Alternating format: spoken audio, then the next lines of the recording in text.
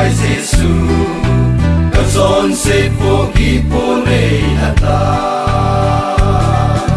Alleluia xây trôi lệ nghe ấy ngay luôn à Ipa im dây lan sa trôi lệ nghe Các phong dâu bôi các xây chim bôi ô này ngay luôn à Tôn son hin ở này bê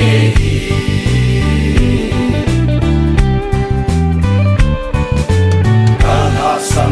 ni khôn dòng hay bắn pi dinh nghe Cả gần thấy ni khôn ấy đã là cô Cả hạ na cả kỳ xe na cả sông pi ahi Cả kul pi le cả hạ na hi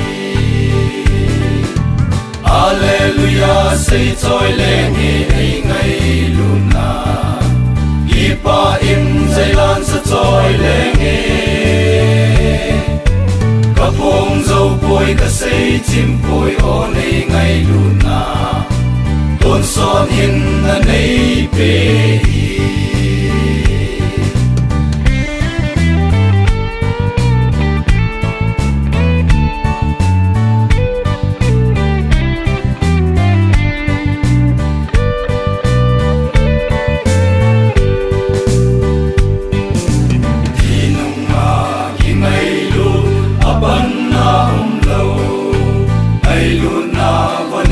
Văn ngô tê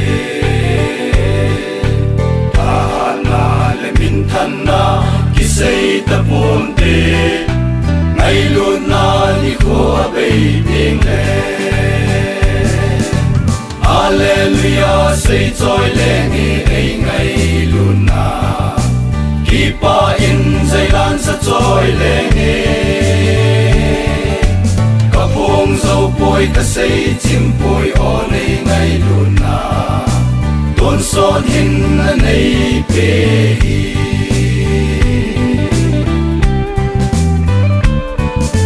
Cả hạ xăm ni khôn dòng hay bắn pi dinh nghe Cả gần thấy ni khôn ấy đã là bố Cả hạ na cả kỳ xe na cả sông pi ahi Cả kul pi le cả hát na ahi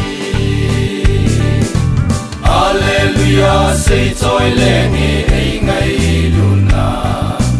Ipa im dây lan sa trôi lệ nghe Các phong dâu bôi các xây chim bôi ô này ngay luôn à Tôn son hin ở này bê Alleluia xây trôi lệ nghe ấy ngay luôn à Ipa im dây lan sa trôi lệ nghe Các phong dâu bôi các xây chim bôi ô này ngay luôn à Tôn son hin ở này bê